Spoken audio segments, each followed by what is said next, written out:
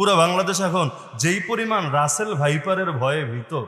Russell viper মানে কি এই এলাকার কোনো ছেলের নাম না, একটা সাপ দেখতে অজগরের মতো আর কি, কিন্তু পুরো বাংলাদেশ টেনশনে। এখন নাম চেঞ্জ করে দিলে টেনশনে তো পড়বেই আর কি। এখন 2 দিন আগে নাম ছিল চন্দ্রবোরা। চন্দ্রবোরা ছোটবেলা থেকে আপনারা অনেকে হয়তো দেখে এসেছেন, নিজেরা পিটিয়ে মেরেও এসেছেন, মেডিকেলে গিয়ে খোঁজ নেন, ডাক্তাররা ট্রিটমেন্টও করে দিয়েছে। তো এখন নতুন করে নামটা একটু আপডেট হয়েছে আর কি, চন্দ্রবোরা আপডেট ভার্সন নাম এটা এসেছে রাসেল ভাইপার। বাঙালি চিন্তায় পড়ে গেছে, আর এই ভাইপার ভাইপো এটা আবার কি চিজ হয়? এটা কি বিদেশ থেকে আসলো? মেড ইন চায়না না মেড ইন জাপান না মেড ইন ইন্ডিয়া?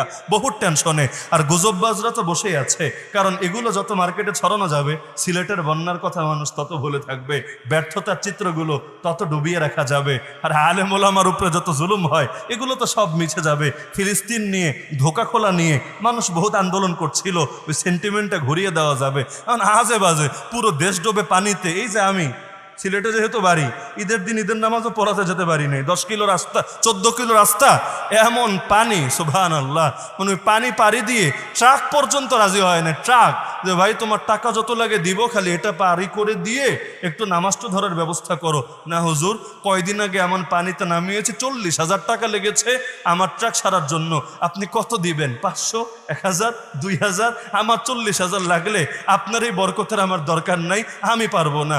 ঈদের নামাজই শেষ, এরপর তো পুরো সিলেট ভাসলো আর ভাসলো। তা আমরা থেকে টেনশনে, আর মানুষ থাকে রাসেল ভাইপার নিয়ে। তো যেই পরিমাণ টেনশন থাকে গুজব ছড়ানো রাসেল ভাইপার নিয়ে, এর 10 ভাগের 1 ভাগ ভয় যদি থাকতো হিন্দুত্ববাদের আগ্রাসন নিয়ে, নাস্তিক্যবাদের আগ্রাসন নিয়ে, কাফের মুশরিকদের ষড়যন্ত্র নিয়ে, আল্লাহর আযাব আর গজবের ভয় নিয়ে, আজকে হয়তো বাংলাদেশের চিত্রটা আরেকটু ভিন্ন হতো।